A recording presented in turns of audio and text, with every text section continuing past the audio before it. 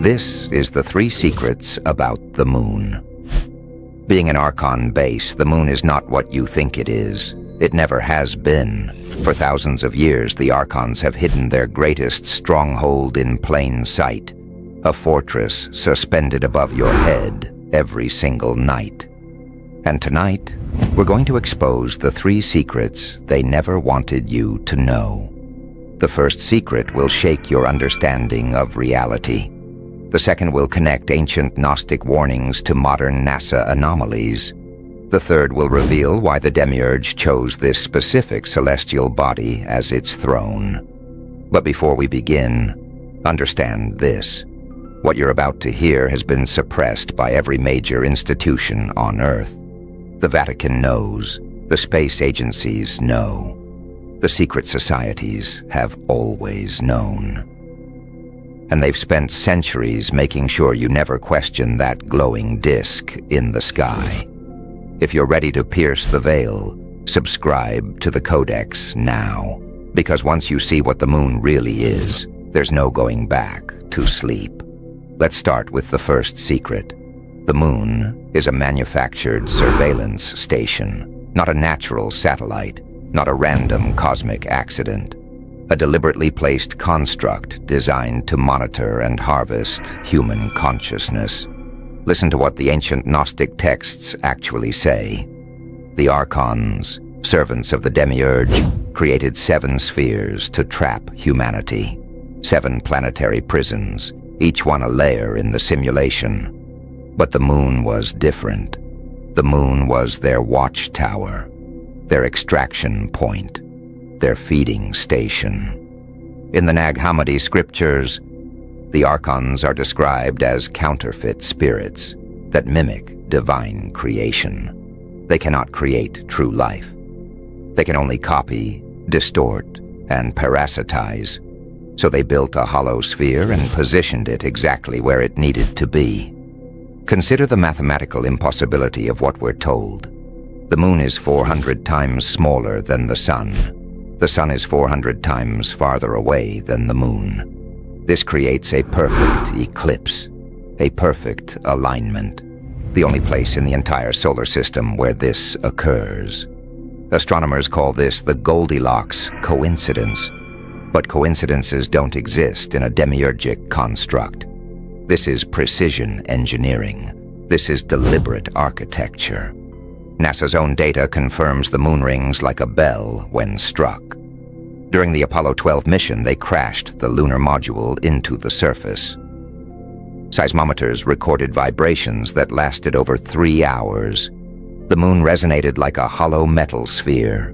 Dr. Gordon MacDonald, a NASA scientist, stated on record that the moon appears to be more hollow than solid. Carl Sagan himself admitted that a natural satellite should not be hollow. Yet here we are being told it's just a rock.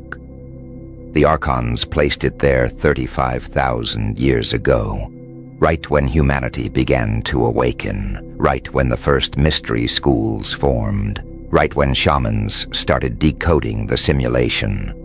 The moon became their eye in the sky. Its gravitational pull doesn't just control the tides, it controls your emotional tides, your menstrual cycles, your circadian rhythms. Your very consciousness operates on lunar frequencies. The word lunatic comes from Luna, the moon. Because ancient cultures knew prolonged exposure to moonlight destabilized the mind, made you easier to control, easier to harvest. The Archons feed on loosh, emotional energy, fear, anxiety, confusion, desire, and the moon acts as their collection antenna. Every full moon, mental hospitals report increased admissions, police document spikes in erratic behavior, emergency rooms overflow. The Demiurge programmed this response into the human operating system. But it gets darker. The moon has no magnetic field of its own, yet astronauts reported seeing strange lights and experiencing vivid hallucinations on its surface. Buzz Aldrin saw geometric structures he was forbidden to discuss publicly. Neil Armstrong's transmission cut out for 2 minutes during a medical event. What did he see during that blackout? What did the Archons show him? Russian scientists analyzed lunar soil and found elements that shouldn't exist naturally. Processed metals, refined titanium, materials that require industrial smelting. On a dead rock with no atmosphere, no volcanic activity, no explanation. Unless the moon was assembled, constructed, placed. The ancient Sumerians called it the ship of heaven. The Zulu shamans say it was brought here by the Chitauri, the Archons. They claim Earth had no moon originally, that life was more vibrant before its arrival, that humanity remembered its divine origin from the monad before the moon cast its spell. Subscribe to the Codex if you're starting to see the pattern, because the second secret connects everything to what's happening right now. Let's move to the second secret. The moon is a dimensional gateway for Archontic entities, not just a base, a portal. The dark side of the moon isn't just hidden from view, it's a threshold between dimensions, a crack in the Demiurge's prison where the Archons move freely between realms. NASA has thousands of photographs of the lunar surface, but only a fraction have been released to the public. The rest are classified under national security protocols. Why would images of a barren rock require military-grade secrecy? Because they show structures, grids, towers, geometric anomalies that shouldn't exist. In 1968, the Soviet Union's Zonda 6 probe captured images of massive spire-like objects on the moon's dark side, perfectly straight, thousands of feet tall, casting shadows that defied natural formation. The images were buried. The mission was scrubbed from most public records, but the Gnostics knew this long before any telescope. The Pistis Sophia describes the moon as the first gate of the Archons, a threshold where counterfeit souls are recycled back into the reincarnation trap. When you die, your consciousness is drawn toward the light. That light is lunar, Archontic. It's the moon acting as a soul trap, pulling your awareness back into the simulation. The Tibetan Book of the Dead warns against following the bright light.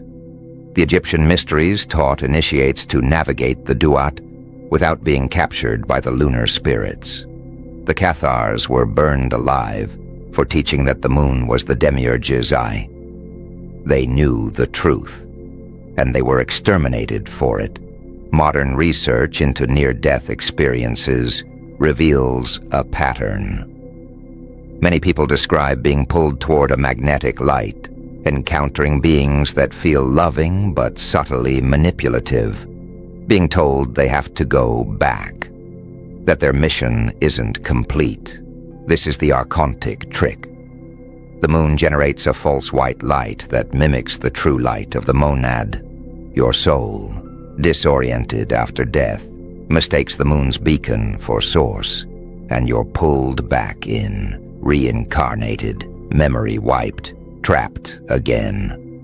Apollo astronauts reported hearing strange music on the dark side, a rhythmic mechanical sound they couldn't explain. NASA dismissed it as radio interference, but the recordings reveal something far more disturbing. A frequency, a transmission, something broadcasting from beneath the lunar surface. In 2009, NASA deliberately crashed the Elcros probe into the moon's south pole. They claimed they were looking for water, but the impact released plumes of materials that contained compounds inconsistent with natural lunar geology. Within hours, amateur astronomers reported flashes of light near the impact site.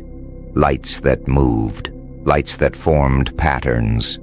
The Archons were responding. And then there's the lunar wave phenomenon. Hundreds of independent researchers have captured footage of a wave-like distortion passing across the moon's surface, as if the entire image is a hologram briefly glitching. These waves last only seconds, but they reveal the moon is not solid matter in the way we understand it. It's a projected construct, a 3D broadcast maintained by Archontic technology. The Demiurge doesn't just rule this reality, it projects it. And the moon is the main satellite keeping the signal stable. This explains why every major government on Earth has a lunar program, why private billionaires are racing to get there, why there's never been a public, live-streamed moon landing in the modern era. Because they can't let you see what's really there. The ancient mystery schools taught that the moon governs the subconscious mind, the realm of dreams, illusions, and deception. The Hermetic axiom states, as above, so below. What the moon does in the sky, it does in your psyche. It creates the veil. The fog that keeps you from remembering you are a fragment of the monad, a spark of infinite consciousness imprisoned in matter. Every ritual, every sacrifice, every occult working tied to the lunar calendar is feeding the Archons, full moons, new moons, eclipses. These aren't just celestial events, they're harvest windows, times when the veil thins and the Archons pull maximum loosh from humanity. Subscribe to the Codex now, because the final secret reveals their endgame, and it's already in motion. Now we come to the third secret. The Archons are preparing the moon for the final phase of the demiurgic agenda, a total consciousness lockdown. For decades, world governments have been building infrastructure on the moon in secret, not for exploration, for control. The Artemis program, the Chinese lunar stations, SpaceX's planned moon base. These aren't scientific endeavors. They're part of a coordinated effort to fortify the Archon stronghold before the Great Awakening accelerates, because humanity is waking up, faster than ever. The monad's call is getting louder. People are questioning the simulation, rejecting the matrix, and the Archons are terrified.